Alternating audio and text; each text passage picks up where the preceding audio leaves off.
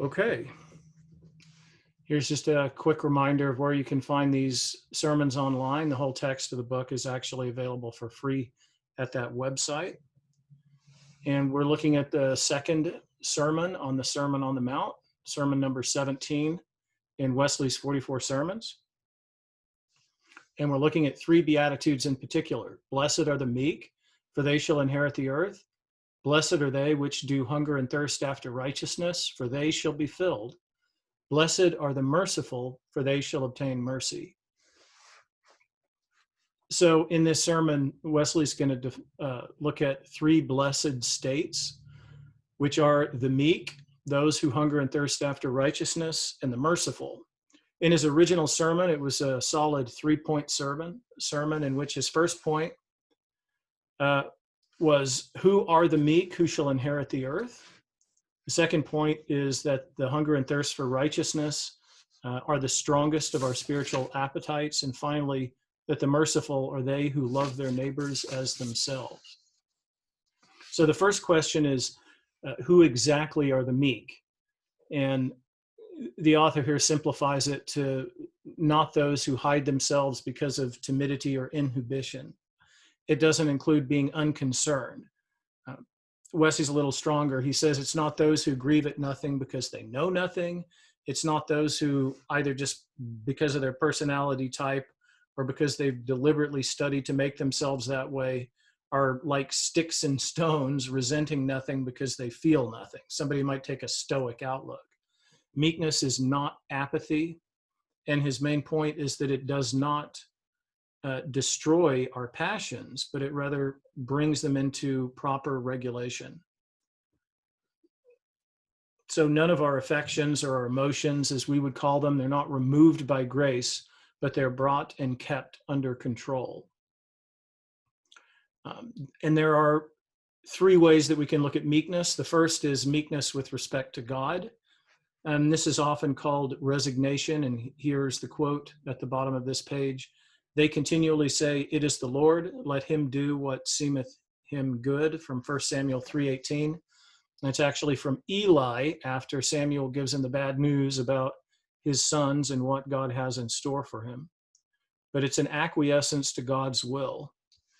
The reason I put that in red is Wesley's quoted this, I think, a couple of times now.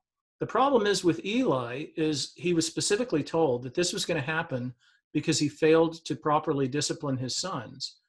And I don't see why he still couldn't take some steps, but he pretty much just threw up his hands and figured, well, there's nothing he could do about them now. So that sort of straddles the line between where it's appropriate to be resigned to the Lord's will and where we're resigning ourselves from duties we have yet to fulfill. The second way we can look at meekness is with respect to ourselves. He describes that as a continual state of contentedness and patience. We're happy with what God has given us, and we're not impatient under our circumstances. And with regard to others, it's mildness to those who are good, and especially gentleness towards those who are evil. He specifically mentions that. And with regard to the passions, even things like hatred, anger, and fear, when engaged against sin and regulated or controlled by faith and love, are fit for the noblest purposes. He described them as walls and bulwarks for our soul so that the enemy cannot touch us. And that meekness is typified by gentleness towards everyone. Again, especially toward the evil and the ungrateful. And it is this meekness that prevents us from being overcome by evil instead of being able to overcome evil by patiently doing good. The meek remain zealous for God. They control their temperament, their anger, and their desire. And the next point is the meek conquer the earth without the need for armed aggression and fear. Wesley doesn't exactly put it in that language, for they are motivated by the love of God. And one of the things he was particular about was with relationship to meekness is there's no anger. And he quoted this passage from Matthew 5:21. It's a little later in the Sermon on the Mount. You've heard it said, to those of ancient times, you shall not murder, and whoever murders shall be liable to judgment. But I say to you that if you're angry with a brother or sister without cause, you will be liable to judgment. That's the same phrase used up for actual murderers. And if you insult a brother or sister, you will be liable to the council, that is the Sanhedrin. And if you say, you fool, you will be liable to the hell of fire. That's pretty strong language. The reason I put in brackets the without cause is it's only in about half the manuscripts, some of the ones from almost all of them from the 4th and 5th century on, especially the ones that came through the Byzantine tradition and the Western tradition, which we would think of as the Roman Church. But for some of the other ones, the Syriac and some other early manuscripts don't have without cause. And the scholars are divided on whether somebody added that because they felt, oh, surely, you've got to be able to be angry when there's a cause. And it does begin with the same letter as the word that follows it. So maybe somebody left it out, but it's kind of a hard decision. It might actually not have been original, so that anger is just altogether bad. Now, there's another passage that Wesley did bring up where Jesus does get angry. It's in Mark. It's where he's asking if it's okay to heal someone on the Sabbath, and they're just standing there looking at him. This guy who's been, has this messed up hand, and he's asking him, should he heal it on the Sabbath? And it says Jesus looked around at them with anger. He was grieved at their hardness of heart and said to the man, stretch out your hand. He stretched it out, and his hand was restored. Wesley's point was that he's angry at their hardness of heart, but he's angry at the sin that causes their hardness of heart, their pride, their selfishness, their self-righteousness, but he's grieved over them because he cares about them. And this should be the attitude of the one who is weak. And he points out that, we tend to naturally imagine sometimes that God will overlook some of our flaws or our sloppiness in certain areas because we're very strict with ourselves in other areas. And he says that isn't the case. God won't accept one duty for another or a partial obedience for the whole. And he mentioned the passage about somebody who's bringing a gift before the altar. And he says, if you remember that your brother or your sister has something against you, don't even bother bringing your gift to the altar. First go and be reconciled to your brother or sister, and then come back and offer your gift. And Wesley said that we shouldn't think that our gift will atone for our anger, or that gift will find any acceptance with God as long as our conscience is defiled with the guilt of unrepented sin. So he's pretty strenuous on that. He also said with regard to the meek that shall inherit the earth, that the wise of the world, and I thought this was good the way he phrased it, the wise of the world are constantly warning the meek that if they don't resent the harsh treatment they receive, if they meekly allow themselves to be abused, there won't be any living for them on the earth. They'll never get what they need to live or be able to keep what they have, that they should expect no peace or quiet possession and enjoyment of anything. But he reminds us that God takes peculiar care in making his provision for us in spite of the force, fraud, and malice of the wicked. And what he gives us, we richly enjoy, whether it's little or much. And just as we possess our souls in patience, so we truly possess whatever God has given us. And so we're always content, pleased with what we have because it pleases God to give it to us. And that certainly is something that I think we can relate to in terms of the kind of rhetoric that's out there that people come up with when they're talking about justice. They're constantly telling people, no, you can't put up with it. You have to get angry. You have to stamp your foot. If you don't, they're gonna run roughshod all over you. In the kingdom of God, that's not how it's supposed to be. And then we move on to those who, let's take one more look just at the meek shall inherit the earth. Wesley did mention something that isn't mentioned in this briefer version.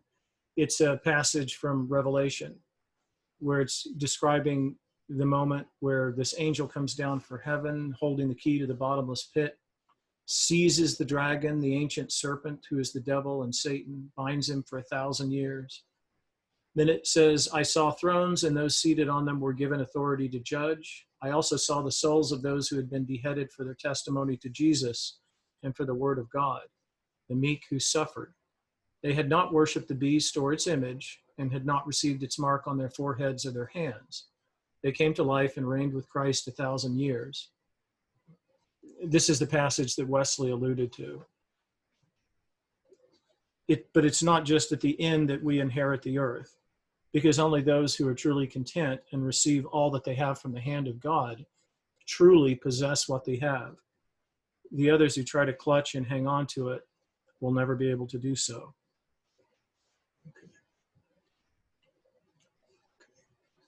Now, what he says about those who hunger and thirst after righteousness, he makes the point, as we get to this beatitude, that prior to it, Jesus has been mainly concerned with sort of clearing the way, of getting rid of the garbage, cleaning up the house, getting out all the old so he can move in the new. And what Wesley lists first is pride. That's the first great obstacle that those who are poor in spirit have overcome. It's the poverty of spirit that removes pride. Next, he cited levity and thoughtlessness from coming from a very serious person. That's something else, but it is a reminder not to take things too lightly. And that is what he thinks part of the function of mourning is not to think, okay, God's got it, everything's just fine. I'll be a little bit of a flibbertigibbet, if anybody is actually able to do that. But we mourn for all the sins and all the evils we see in the world, and even the ones that we see in ourselves. So mourning takes care of that. The grief that we feel, the godly grief, prevents us from being too lighthearted, careless, or thoughtless. And then here in the meekness we just talked about, anger, impatience, and discontent are all healed by Christian meekness. And once these evil diseases of the soul are healed, the natural appetite, as he puts it, of the heaven-born spirit returns. And that natural-born spiritual appetite is the hunger and the thirst for righteousness. And he makes 3 points about that. First, that hunger and thirst are the strongest of the body's appetites. I kind of would say air is the strongest, but the spirit takes care of that.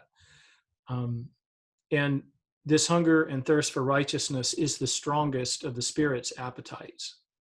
He makes the point that hunger and thirst, they only increase more and more till either we eat and we drink or we die. And third, that hunger and thirst are satisfied only with meat and drink. To somebody who's truly hungry or thirsty, really hungry, really thirsty, you could offer them the riches of the world and all its honors. They wouldn't be of particular importance. The person who hungers and thirsts for righteousness would say, these aren't what I want. Give me food or else I die.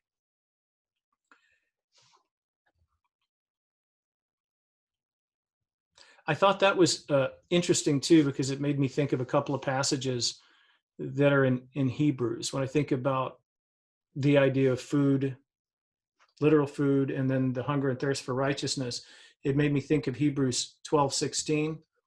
That's right after it says, make sure no one receives the grace of God in vain. A little down, it says, see to it that no one becomes like Esau, an immoral and godless person who sold his birthright for a single meal. In Genesis 25, it says, Esau said to Jacob, let me eat some of that red stuff, for I am famished. Therefore he was called Edom. Jacob said, first sell me your birthright. Esau said, I'm about to die. Of what use is a birthright to me? Wesley's point is that this gets flipped. Unless we have that hunger and thirst for righteousness satisfied, we kind of don't have interest in the others. And we certainly would never trade the birthright of what that hunger and thirst for righteousness is after for just the things of the world or all its honors. In Wesley's description, that hunger and thirst for righteousness is to have that restored image, that birthright that Adam had to bear and be God's image in the world and to exist in a peaceful, a loving, and an unbroken relationship of peace with his creator and his God. Here in this version, it says, only those who earnestly desire true righteousness will be filled with it, because from righteousness springs up every holy temper, for it is found growing in the love of God.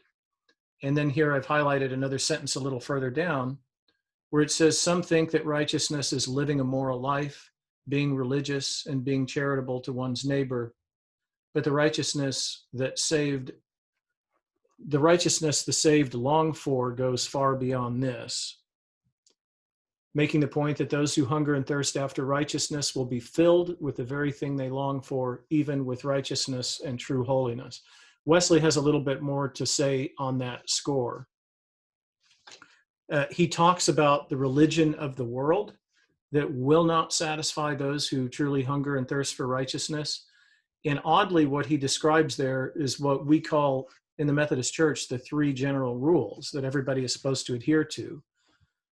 First, do no harm, abstain from outward sin. 2, do all the good you can, relieve the poor, etc. And 3, use the means of grace, which he described at the very least as going to church and partaking in communion. He says this won't satisfy one who hungers and thirsts for righteousness. The world would regard somebody like that as a religious person. But true religion is the knowledge of God in Christ Jesus, the life which is hidden with Christ in God, being joined to the Lord in one spirit, having fellowship with the Father and the Son, walking in the light as God is in the light. The religion of form, of every outward show, leaves the heart, or can leave the heart, as earthly and sensual as ever. And so Wesley wrote, let nothing satisfy but the power of godliness, a religion that is spirit and life, you dwelling in God and God in you. And here in this brief paragraph, they summarize what in the original sermon went on for about 5 pages, where it says the merciful will be blessed with the mercy of God. And the summary statement, pretty much there that I have highlighted, is Christian mercy overcomes evil with good, and it stands apart from all harshness and sourness of spirit. It is not bitter or vengeful. Instead, it desires to see all men blessed by God. And it makes a reference to 1 Corinthians 13. Wesley actually went through that, just about that whole chapter, all the qualities of love. So I'll mention a few of them. First, he said that love suffers long. It suffers the weakness, the errors, the arrogance, the rudeness, and the littleness of faith. It doesn't suffer them just for a time, but it suffers them to the end. We continue feeding our hungry enemies, heaping coals of fire or melting love, as he interpreted it, upon our enemies' heads. Love stands at the utmost distance from moroseness, from all harshness or sourness of spirit. As a result, it does not envy. It is directly contrary to that, baneful temper. Love earnestly wishes all earthly and spiritual blessings in this world and the next to every soul that God made. And so love cannot be pained or bothered if God bestows any good gift on any person. So that if somebody else receives what we ourselves have received, we rejoice that another is sharing in that benefit. But even if we haven't received what someone else has received, we bless God that our brother or sister at least has and is happier, therefore, than ourselves. Love actually celebrates the blessings on another person. He says, of course, love is not puffed up. It destroys all high conceits. It's not rude. It's not willingly offensive to any. So that's where we should constantly be full of courtesy, civility, and humanity. They should always be apparent, but we do so without guile. We're not deceiving anyone. but we do become all things to all people, as Paul said, if by any means we may save some. We'll bend over backwards to avoid putting a stumbling block or putting an occasion of resentment before other people. And then love seeks not its own. That was an interesting point, that love has little or no thought of its own advantage, that its fervent desire is the salvation of others' souls. In a way, love forgets itself, almost like a kind of spiritual altruism. And then he makes a point about love is not provoked. A lot of the Bible texts will have is not easily provoked, but that's not there. It just says it is not provoked. He cited the example of Paul and Barnabas, where there was another kind of translation hiccup. We may imagine that they got into some big fight, but the text just says there was a sharpness, and they sort of parted ways. Wesley, incidentally, firmly agreed with Paul. He felt it wasn't proper to take Mark along when he had kind of fallen down on the job previously. But I think that the two things where he made strong points was where love reckons no evil. Sometimes that's translated as not resentful. And he said this isn't the involuntary acts of our understanding. If we see something bad, we can't unsee it, but we don't voluntarily dwell on these things. Love tears up, root and branch, all that kind of imagining. It certainly casts out jealousies and the readiness to suppose that some evil exists that we actually haven't seen or heard, to sort of speculate about somebody's foul motives or some fault in their heart. It casts out all readiness to believe evil. It is frank, open, unsuspicious, and it does not rejoice in evil. The term for that, the German one, is Schadenfreude, where it's very difficult when you see somebody that is against you, against everything that is good, and something happens that kind of is a major setback for them. They make a major error. It's difficult to not take some satisfaction in that. But Wesley says that the person who truly is merciful weeps over the sin or the folly even of their enemies, and finds no joy in hearing or repeating any of it, but desires that it may forever be forgotten. And that's why love covers all things. That, again, going in a little bit into the Greek, is usually translated love bears all things. Wesley made the point that that would be indistinguishable from just a couple of words later where it says love endures all things. And that word literally means, it refers to the thatch that would cover a roof. And its primary meaning is to cover with silence or to just sort of overlook. And we know that there's scriptural precedent for that. Love covers a multitude of sins. So that any sin or folly not only does not pass our lips, but we would just as soon as covered it up and not mention it again, not reckon it to anyone's account. So that a talebearer, a backbiter, a whisperer, evil speaker would be the same to a person who has love, and here he's quite strong, as a murderer, somebody who would destroy somebody's reputation. He said the sole exception would be for the glory of God, or what amounts to the same thing, the good of our neighbor. And he provided 5 caveats even to that. So it is not something that we should do lightly. He said that nothing should be done until love constrains us. We never act out of anger. We have to wait until we're sure that we're acting in love. And we don't act out of a confused general view of the good, but we should have a clear, particular, and specific purpose for confronting somebody. And this would relate to that passage where Jesus says, if your brother sins against you, go speak to them in private. And he says that we shouldn't do it until we're fully convinced that there's no other effective way to proceed. And then we proceed with sorrow and reluctance, as though employing the last and worst medicine. And then finally, Fifthly, we do so as little as possible with fear and trembling, lest we break the law of love, and by speaking, cause more hurt than ever our silence would have. Then he notes that love believes all things. It's always willing to think the best, to put the most favorable construction on every circumstance. And when we can no longer believe all things because of what our eyes have seen and our ears have heard, then love hopes all things. Love hopes that God will at last secure the victory, grant the person repentance, bring them to a knowledge of the truth, and heal them. And then finally, love endures all things. Not some, not many, not most, but absolutely all.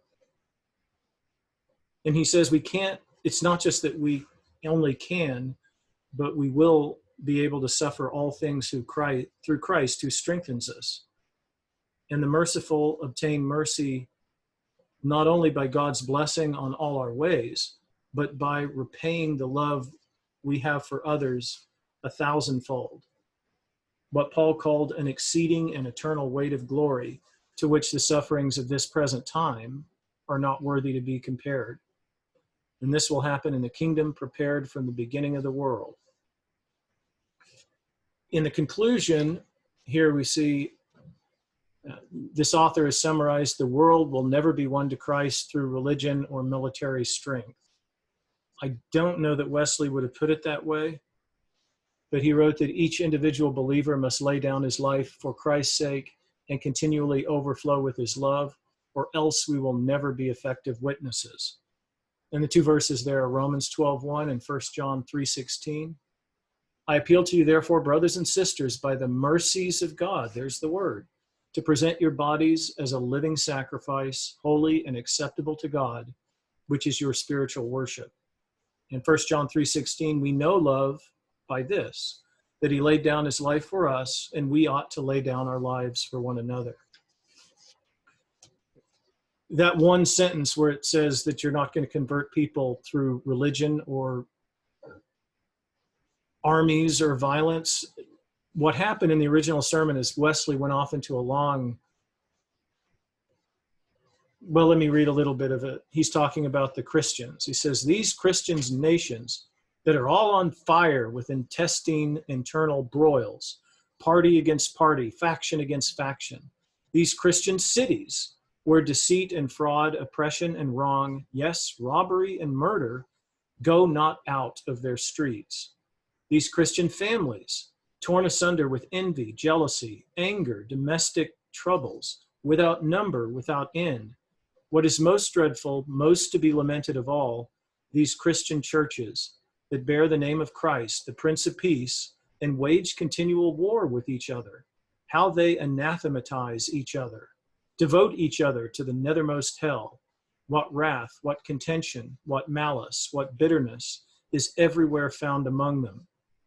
Who follows after only the things that make for peace and things wherewith one may edify another?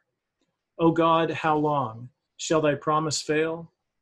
Fear not, against hope believe in hope. It is your Father's good pleasure yet to renew the face of the earth. That was what he was summarizing. Wesley was lamenting